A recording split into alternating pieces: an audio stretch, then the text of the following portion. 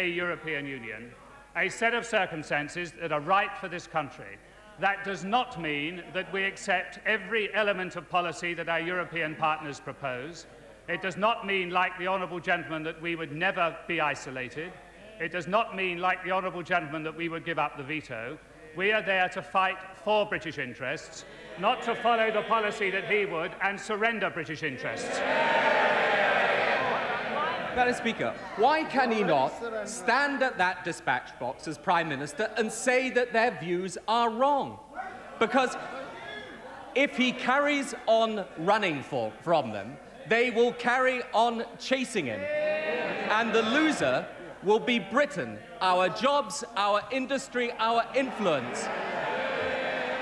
When will he finally stand up and take a lead?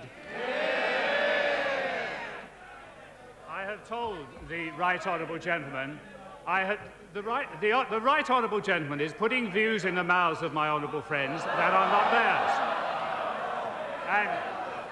And my honourable friends have made that clear time after time.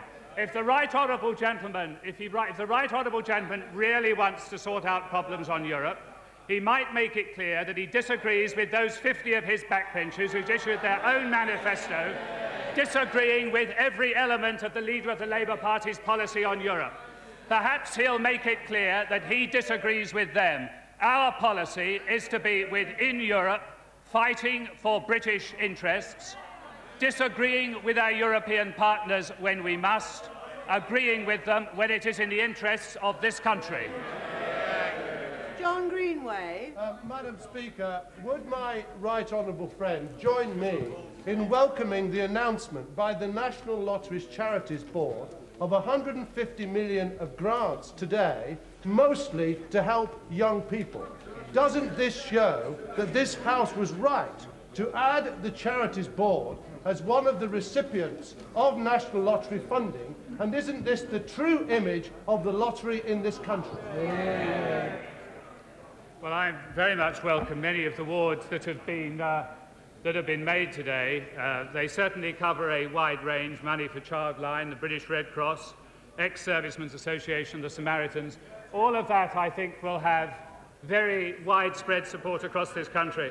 I have to say to my honourable friend that, having studied the list of all the awards that have made today, I think there are a small number of the awards that do not, in my judgment, reflect the way that Parliament and public expected the lottery money to be spent.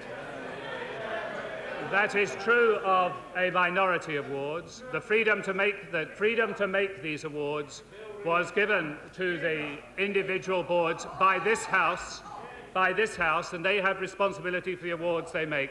Overwhelmingly, they exercise that responsibility well. From time to time, I think they make awards that are ill-founded and ill-judged. Barry Jones.